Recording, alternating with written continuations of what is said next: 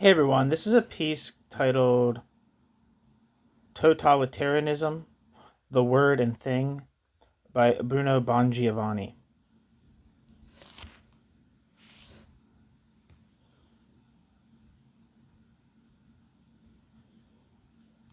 This is from 2005.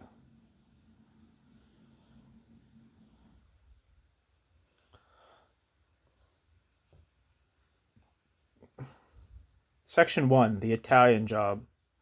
The words, quote, totalitarian and, quote, totalitarianism are derived from the Italian, quote, totalitario, totalitario, totalitario, and totalitarismo. They were first used as a play on words, a veritable conundrum in an article entitled, quote, Majority and Minority, by Giovanni Amendola, which appeared in Il Mundo on the 12th of May, 1923. The article commented on the sham elections held in the town of Sansa in southern Italy's Cilento Hills, where fascists presented two nearly identical lists of candidates and forcibly blocked the presentation of other lists. Amendola coined the adjective, quote, totalitario to describe the true nature of the, quote, winner-takes-all electoral system, which in those days was being debated in Italy's lower house of parliament. Amendola didn't know, nor would he ever know, that he had bestowed to the lexicon of politics one of the most fortunate and scorching terms of the century. A word was born which, on the one hand, was destined to encompass conceptually huge swaths of an entire country, and, on the other, once ballooned by the media to gigantic proportions and greedily overexposed, fuel, in a generic and perhaps inevitable manner, today's widely diffused, quote, 20th century phobia, end quote, quintessential childhood illness of the 21st century. At any rate, the term's trajectory was soon rocked unexpectedly and violently.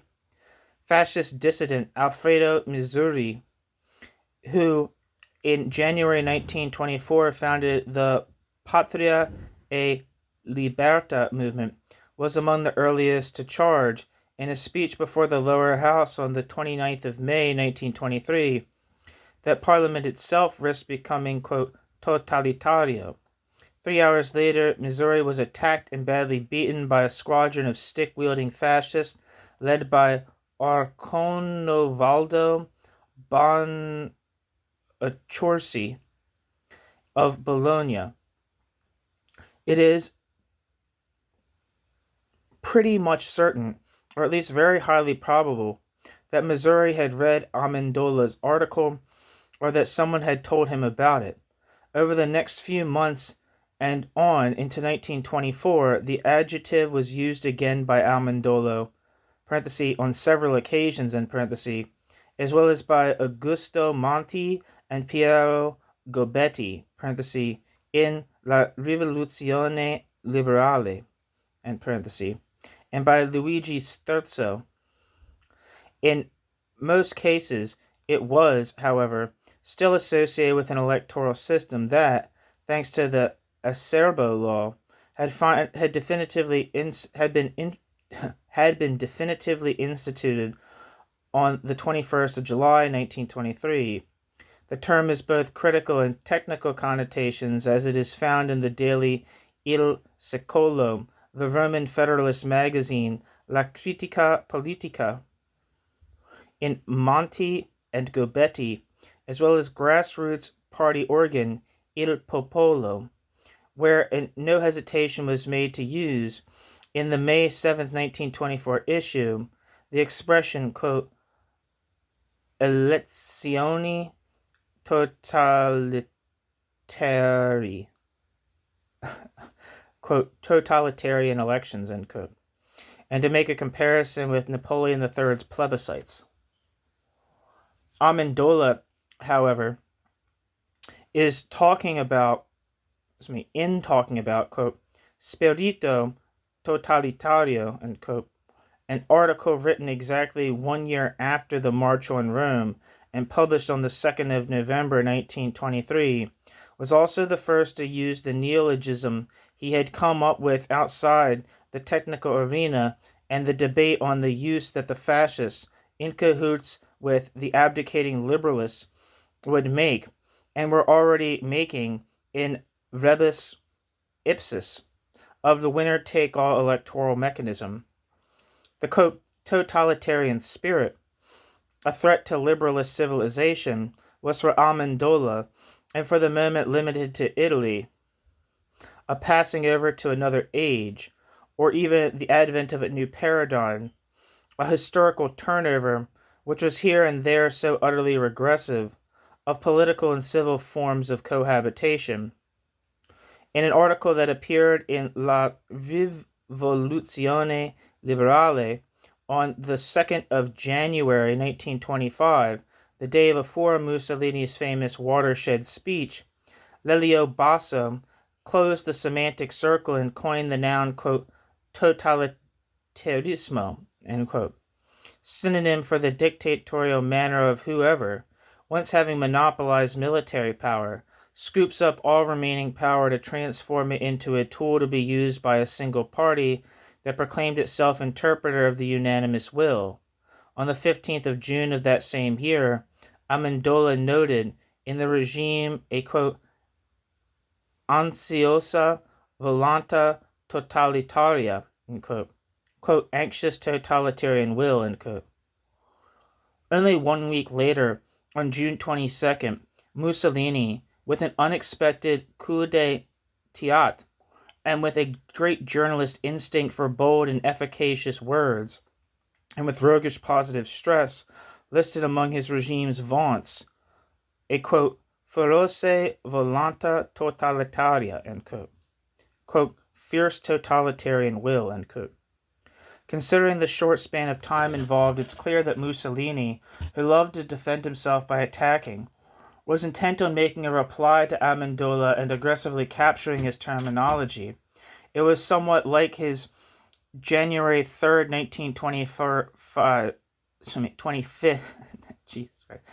his January 3rd, 1925 outburst, when Mussolini took personal responsibility for what had happened since the Matteotti incident. Quote, you say we are, quote, totalitarian? Well, that's right. We are, quote, totalitarian, end quote. Of course, the Duce, along with the plebeian fascist cultural hodgepodge of the early years, must have adored such an apparently Roman and, quote, square, end quote, word, whose sound is so similar in Italian to, quote, legionario, end quote. There was definitely something theatrical and histrionic in this showy, proud, perhaps imprudent, and even some... That's a weird sentence. There was definitely something theatrical and histrionic in this showy, proud, perhaps imprudent, and even somewhat imprudent appropriation. It's a typo. In this way, however, without knowing it, and very likely not even wanting to, the fascists clearly considered the first arrivals on the scene, but in general also the least efficient, with regard to the experiences and practices generally alluded to by the meaning that would later be attributed to totalitarianism, were the only ones to explicitly, but also rather casually, define themselves as, quote, totalitarian, end quote. This word's aggressive sonority and the grandiloquent timbre, which we can easily imagine enunciated by the fascists, thus anticipated the doctrine of Italian totalitarianism so much that the doctrine itself was never, nor could it ever be, truly and fully developed. New section, section 2, the international circulation. In July 1925, Giovanni Amendola, just before the attack and beating that led to his death on the 7th of April 1926 at a clinic in Cannes, used the adjective, quote, totalitario, end quote, to compare fascism and Bolshevism, intended as the total overturning of the foundations upon which the public life of European nations had rested for over a century.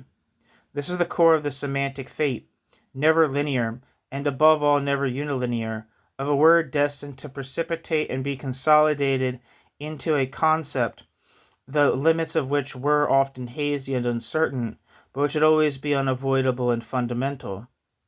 In 1926, Sturzo's writings, L'Italia e il Fascismo, were translated in England, and with them the words, quote, totalitarian and, quote, totalitarianism appeared in English for the first time. The London Times took a liking to these terms in the years to come, though not excessive at first. This was the beginning of the two terms good fortune in the press, which would become immense beginning in the 1940s and 1950s. And given the widespread diffusion of English, this also marked the spread of their usage worldwide. At the 1926 Congress of Lyon, Gramsci used the word, quote, totalitarian, but only to contest Mussolini's and fascism's claim to have created a regime where contradictions were to be considered erased. It did appear that Gramsci assumed that fascists had coined the term themselves.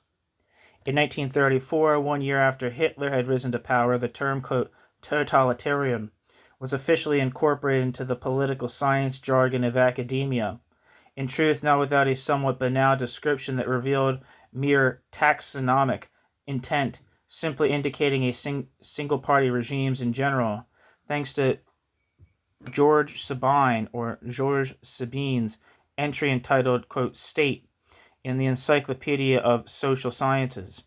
Of course, even in Sturzo's writings, similarities between Italian fascism and Soviet Bolshevism had been noted. Actually, it was because of this association that the adjective, quote, totalitarian, along with the then little used noun, quote, totalitarianism, took on a comparative dimension, which is identified for the first time by Amendola. That would constitute the main reason behind the term's good fortune, and in a certain sense also its raison d'etre.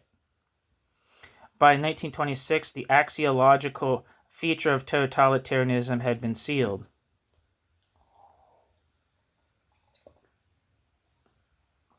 Giovanni Gentile, however, tried in 1926 with his article, quote, The Philosophical Basis of Fascism in Foreign Affairs, to provide theoretical body to the Duce's lexical expropriation.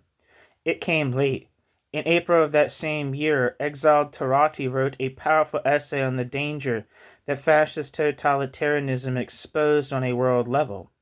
But it was thanks to Sturzo, who would take up the topic again in 1935 when discussing the, quote, divinization of the state, end quote, and the, quote, pantheistic state, end quote, that use of the term, if at first slowly, was spreading throughout the world, tinged with negative catastrophic meaning by the anti-fascist, the collapse of the liberalist paradigm, and not the self-apologetic normalizer significance used by the fascist, holistic and with a revolutionary restorer drift, Between the two Sicilians, the priest from Caltagirone, without yet knowing it, and in effect without ever fully realizing it afterward, had gotten the better of the philosopher from Castelvetrano.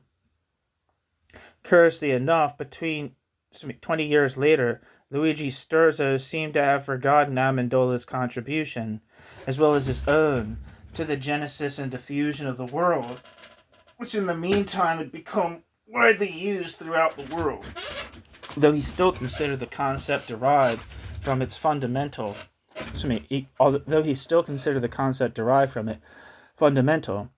In 1946, Sturzo attributed the invention to the, quote, genioloid intuition, end quote, of Benito Mussolini, who actually, as we have seen, had come into possession of the term only in June 1925, 26 months after it had been coined by Amendola.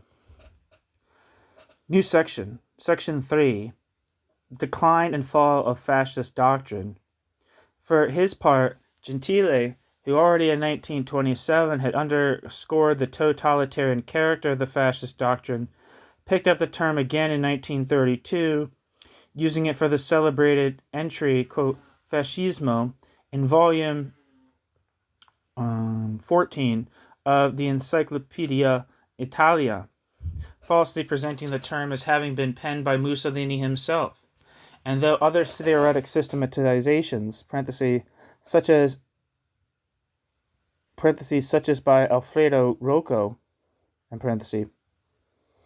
had appeared, the entry represented a more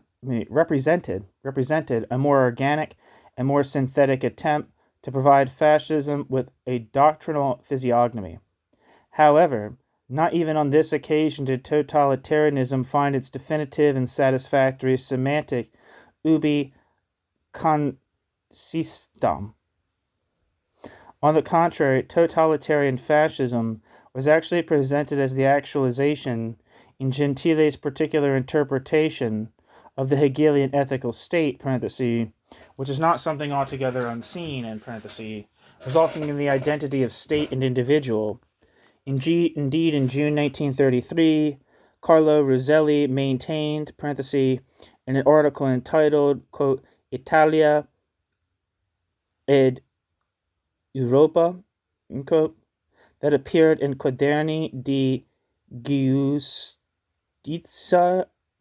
Giustizia e Libertà, that the idea of the totalitarian state as formulated by Gentile was not new or even Italian, but was derived from a philosophy used as a philosophical juridical justification of the Prussian state during the Restoration.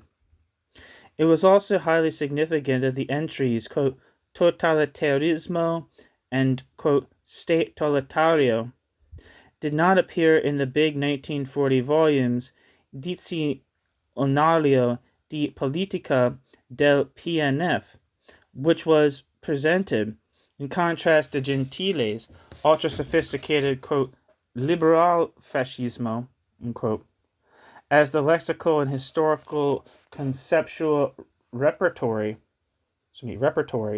of what was finally an all-fascist doctrinal corpus, freed of all liberal or socialist contamination. Under the Dizionario's entry, quote, Stato, state, however, famed jurist Carlo Costa Magna, who had brought several important writings by Carl Schmitt to Italy, compared the, quote, rule of law, end quote, and the, quote, totalitarian state, end quote, as two poles of the same spirit. The rule of law, present in the, quote, Jew, Kelson's normativistic theory, was actually, since it tended to demolish the state in the name of juridical regulation, the equivalent of universal anarchic communism. The latter, however, a product of grand-scale national and popular revolutions, restored the state by insolubly combining sociality and the body politic, and gave confirmation of the supremacy of politics over law in general, and over positive law in particular. In short, political decision-making was beyond the law. This, however, was too little to be able to talk about anything like a complete fascist doctrine of totalitarianism. The fact is that the word, subliminally stigmatized, had been developed in partibus infidelium, i.e. by anti-fascist, and as such had been exported to the world. It was thus a word with a primitive and endogenous critical intentionality, which later on, and only later on, also became taxonomic. Such intentionality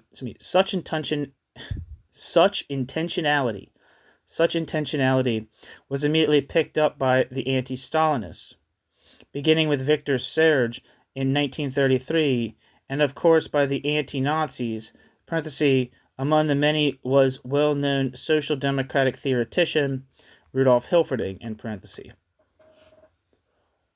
In the fascist vocabulary, as well as in Gentile's own, it was instead, more than anything else, besides a rhetorical and intermittent self-definition, both a vigorous and emphatic underscoring of the regime's generically exaggerated conception of of state and its holistic nature. This is certainly not the main route taken by the concept along its adventurous and varied 20th century itineraries.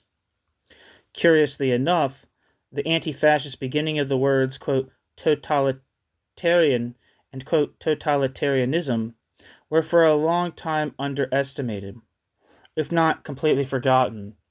This was obviously a consequence of the outrageous political personality of Mussolini, who had appropriated the terms, as well as a result of the diffusion of the entry in the encyclopedia.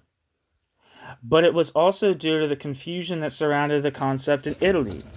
As Emilio Gentile noted, the concept was penalized by the fact that it was considered, during the early years of the Cold War, or when the term gained great notoriety as anti-Soviet, quote, a mere instrument of anti-communist propaganda, end quote, and aimed at discrediting the USSR by comparing it to Nazi Germany. It might even have seemed, as inferred by the Soviet press, that the term had been a product of the Cold War. In Origins of Totalitarianism, published in 1951, Hannah Arendt, despite being an heir to the great debate of the 1930s and early 1940s, actually denied the totalitarian nature of Italian fascism, which was considered a mere authoritarian regime which had let itself become involved and was eventually destroyed by the alliance with Hitlerism. According to Arendt, totalitarianism was indeed a category that incorporated only National Socialism, beginning in 1937 to 38, and Stalinist Bolshevism, beginning in 1928 and continuing until Stalin's death, as Arendt claimed in the 1960s, when the Soviet regime, threatened by structural difficulties, appeared to Arendt to have deviated from the fully totalitarian dimension of the past.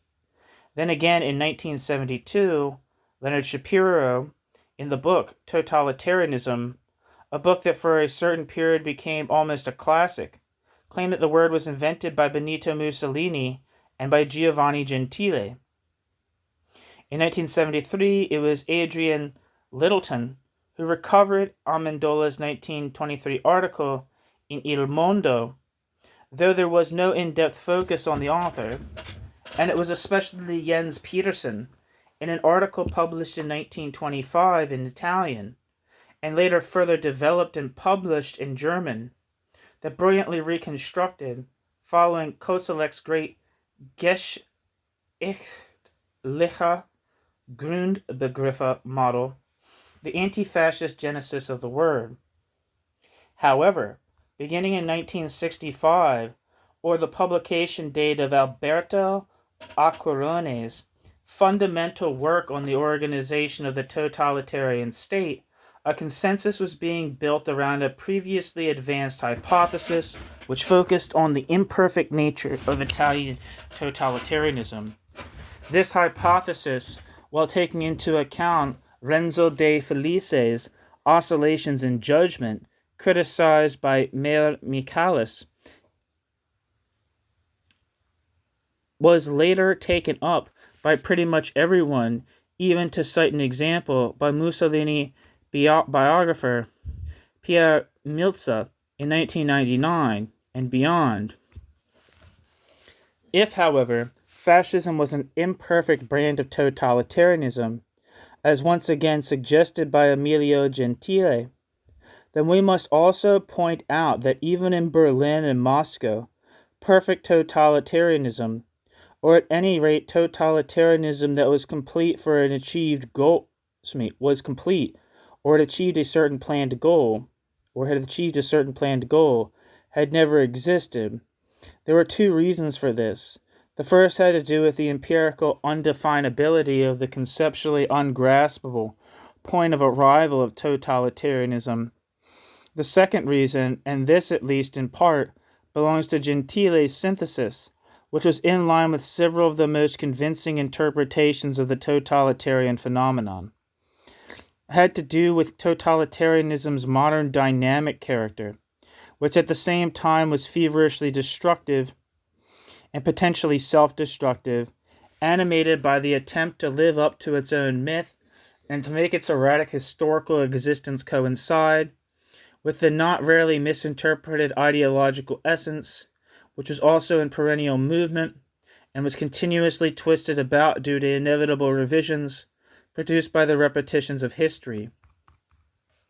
Anyhow, the time has come.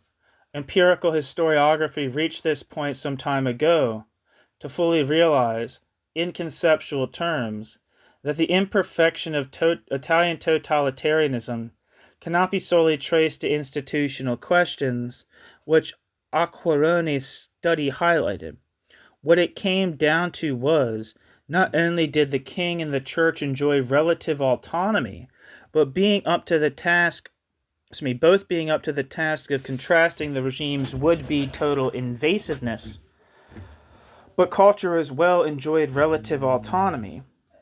For example, there was the discussion that centered around Angelo de Orsi's book on Turin between the wars, as did the upper bourgeoisie, the military elite, and sectors of the public administration. Not all of those who were accessories to fascism were, in every circumstance, dominated by it, nor would they ever be irreversibly sucked up into the regime's great homogenizing, annihilating belly. Clearly, the state could not incorporate all of civil society. It was only able to intertwine itself with civil society in a manner that was authoritarian, intense, and without doubt profoundly destructive to freedom. At any rate, totalitarianism regards not so much the state as it does that intertwining made up of reciprocal complicity, political religions practiced though not always preached, unquestioning faith in agnosticism, visible and concrete exchanges of interest, permanent mobilization, imperial charisma and allure, and the organization of consensus and culture, and other things as well. Not that the state's structural incapacity to absorb society was seen only in Italy. In Germany, for example, beginning in the second half of the 1980s, there was the Bavarian Project and the studies of Martin Brosat. There was a branch of studies on Nazism which focused on Alltagsgeschichte, history of everyday life, with excellent results, restoring segments of autonomy to civil society. As for Bolshevik Russia, Sheila Fitzpatrick's Everyday Stalinism, published in 1999, takes up and actually consolidates a current of Soviet cultural studies of the 1930s, and the existence, which must certainly have been precarious and constantly threatened, of a society in search of moments of escape in order to avoid the continuous suffocating pressure by the revolution from above. As it was, Pope Pius XI, in a speech to members of the French Federation of Christian Trade Unions, had expressed doubt as to the completeness of the totalitarian state's character, by freely and boldly claiming that, quote, if there is a totalitarian regime, totalitarian de facto and totalitarian de facto and de jure, is the regime of the church, because man belongs totally to the church, he must belong to the church, end quote. Pope Pius XI. New section. The state, the movement, and the permanent revolution. Among the components that make fascism imperfectly totalitarian, as compared to Bolshevism and Nazism, there is, or at least we may imagine there is, fascism's state-worshipping dimension. What allows us to isolate and understand the nature of totalitarianism is not its despotism and authoritarianism, or the invasiveness of the state, the dictatorship, and not even mass-scale political or racial violence, since such phenomena are common to various other realities and may not be traced solely to totalitarianism. At the dramatic high point of the perception of the existence of totalitarianism, which is to say during the terrible years of the alliance between the Nazis and the USSR, and the Nazi assault against Europe, Ernst Fraenkel, who actually criticized the concept of totalitarianism, professed the existence of a dual state, Doppelstaat, alongside a state that was indubitably authoritarian and a destroyer of freedom, though still based on laws, Normenstaat. There was another discretionary state founded upon the arbitrariness and the uncontested implementation of absolute political decision. The second state was in reality a non-state, a corrosive and destructive element situated within the heart of the law-based state. Franz Neumann, in Behemoth, published in 1942, 1 year after the publication of The Dual State, saw in totalitarianism not a hypostatical transformation of an obsessive order, but the chaos of a plurality of powers dominated by an endo-conflictual and Darwinist, i.e. based on natural selection, Führerprinzip, the Führer principle. Such powers had to do with the National Socialist Party, the sole political party, the upper classes, the army, and the public administration, which are all struggling against one another, while at the same time all joined together by an incessant and feverish movement. In totalitarianism, then, unlike the claims of Hayek's pan-liberalist anti-artificialism, nostalgia for the age of Gladstone, there was not too much state, but too little state. Also, in 1942, Zygmunt Neumann published the aptly entitled The Permanent Revolution, which described the phenomenology of totalitarian dynamics. The fact is that Behemoth, monster of the Civil War, had taken its place on the throne of Leviathan, monster of order. Indeed, as the war situation worsened, the discretionary non-state tended to assume more weight until it progressively suffocated and crushed the state. At the center of the Nazis' Bewegung was not the state at all, but the German folk, Hitler's master race, while at the center of the much more backward and archaic Bolshevism was the party, presided over by a caste with plebeian origins that had taken over the state, having survived with difficulty the Great Peasant Revolution, 1918 to 1933, and the Great Purges, 1934 to 1939. But in Italian fascism, despite some lively movement-related quaking, the state succeeded on the whole in keeping the party at bay. Was fascism thus a low-intensity totalitarian phenomenon, and in reality a clerical, monarchic, conservative phenomenon, while Nazism was truly revolutionary, as Bracher proposed? Or was it fascism that was revolutionary, and Nazism reactionary, as De Felice claimed on several occasions? Was Hitler, as has been said, a weak dictator, whereas Mussolini, to contrast the totalitarian weakness of the regime, was a visibly and carnally strong dictator? And what in the formation of totalitarianism was intentional, and what was functional, and to what degree? All these questions remain open and are part of a rather lively historiographic debate. It is certain, however, that as Ernst Junger had guessed in Die Totale Mobilmachung, published in 1930, everything had begun with the First World War.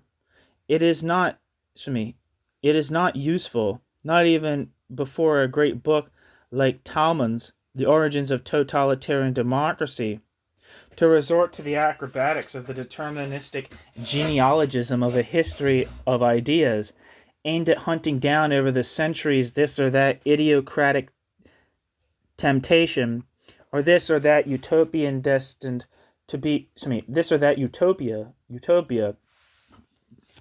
destined to be transformed into the opposite of itself. Indeed, it is truly hard to spot in poor Mably and Rousseau, or even in Maurras and Campanella, the primogenitors of Hitler and Stalin.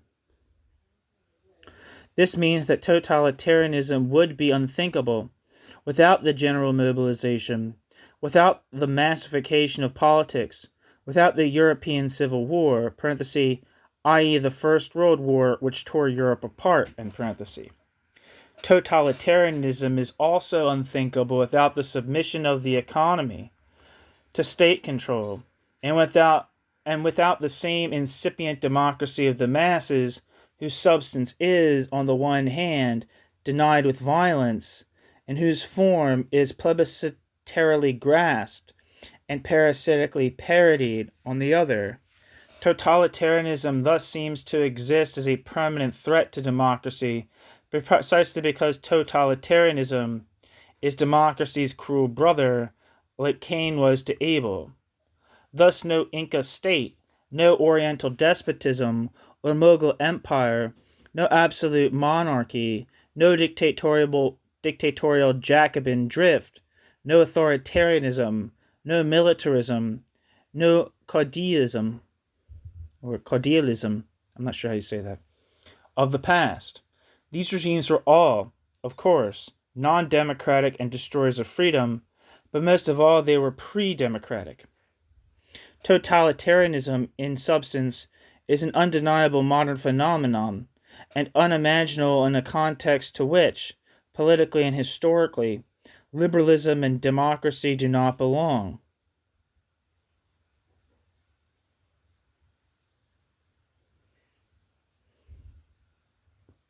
From this point of view, beyond their respective ideological narrations, fascism and Nazism, and especially Nazism, are more, quote, modern than the USSR, which did, however, last through most of the 20th century. New section. Section 5. The plural and the singular. At this point, a consideration is necessary, which is also a self-criticism. More than once in recent years, I myself, like many people, have referred to, quote, totalitarianisms, end quote, rather than totalitarianism, singular.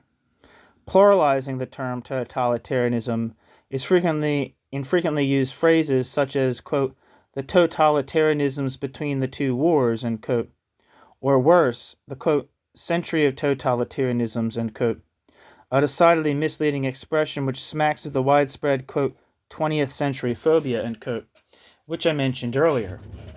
Now, what with the media's abuse of the term, i.e. generic abuse, I hold that the plural form, widely used, I believe, since the early 1990s, especially in French and Italian, is individualizing and at the same time misrepresentative and trivializing. The term is certainly semantical and politically inappropriate, all the more so if we consider the inventor of the noun, Lelio Basso. All the more so if we consider that the inventor of the noun, Lelio Basso, used the term totalitarianism as the basis for a book entitled Du e totalitarismi, Fascismo e Democrazia Cristiana, published in 1951. During the second half of the 20th century, there was, of course, with political upheaval and the Cold War, frequent improper, generic, metaphoric, and finally media use, and abuse, of the term. In 1945, Adolfo Amodeo used the expression, quote, Catholic totalitarianism, end quote, while in 1964, in One-Dimensional Man, Herbert Marcuse, in line with the Kulturkritik of the Frankfurt School, gave in to the oxymoronic temptation and provocatively identified the, quote, pacified, advanced industrial society which he defined as, quote, democratic totalitarianism, end quote, an expression to be coupled with the more famous, quote, repressive tolerance, end quote. Moreover, the plural, quote, totalitarianism, end quote, renders the concept concrete in a mediocre way, turning it thus into a simple emphasized synonym, and irrepressibly, quote, critical of individual regimes, which is to say, it takes away the terms extraordinary comparative and happily abstract power, which only the singular version possesses. Indeed, and may this not appear as a provocation, totalitarianism may never have existed. It was not a many-headed regime. It was and is a word that was adventurously and usefully transformed into a concept. It was and is a word that alludes in terms of meaning to an extremely fecund comparative dimension, a dimension that sheds light on a hodgepodge of likeness, most morphological, and in some cases elective, though this may be said only of the relationship between fascism and Nazism, and to a lesser extent of the Nazi-Soviet relationship during the period 1939 to 1941. At any rate, the word, especially in its singular form, has always retained its militant connotations and has never abandoned its nature as a Kampfwort, quote, battle word. And try as it may, political science has never really succeeded in transforming it into a vehicle for detached and sedate taxonomies. The popularity of Hannah Arendt's analysis indeed derives from not having anything in common with icy academic normalizations.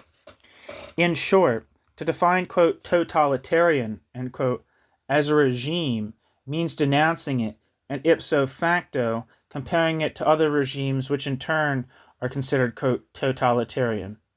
That is, if I affirm that the USSR was totalitarian, I know that it possessed features which were completely autonomous, but it is my intention to stress these aspects, e.g. terror and ideological invasiveness, and trajectories, political choices over time, that make it historically contiguous to Mussolini's Italy, and even more so in terms of concentration and intensity to Hitler's Germany.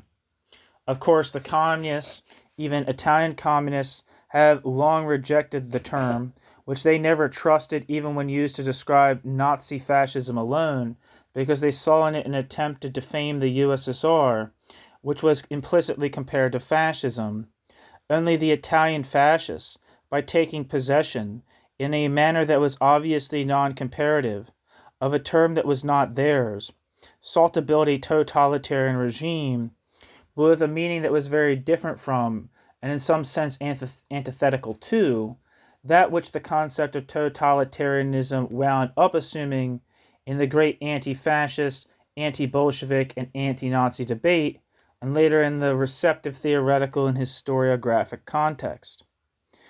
We could say then that there existed a totalitarianism, quote, of the ancients, i.e., a totalitarianism of the fascist, and a totalitarianism, quote, of the moderns, i.e., the phenomenon we refer to, a phenomenon which, by the way, boils down to a concept that is more and more often re-elaborated by political science, philosophy, and with more suspicion, historiography, but insolubly and paradoxically linked to the original invention of Giovanni Amendola. Indeed, the totalitarianism, quote, of the moderns, end quote, begins with the first appearance of the term, which of course went on to be developed in a polymorphous manner. Thus the expression, quote, national roads to totalitarianism, end quote, which is fairly widely used, raises a few perplexities. In reality, there never existed any a priori totalitarian constructivism.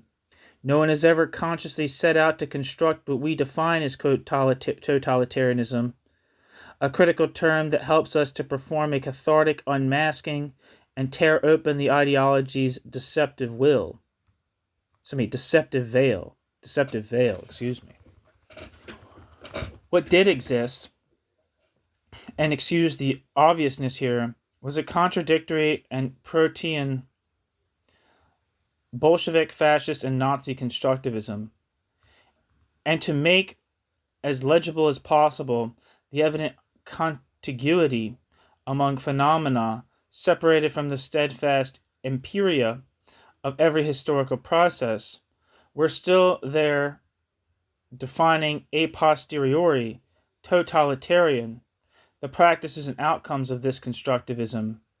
Indeed, it is, quote, contiguity, and not, quote, affinity, that we must speak of when it comes to all three regimes, and we remain opportunely and inevitably prisoners of a word's militant and democratic origins. Translated from the Italian by John Rugman.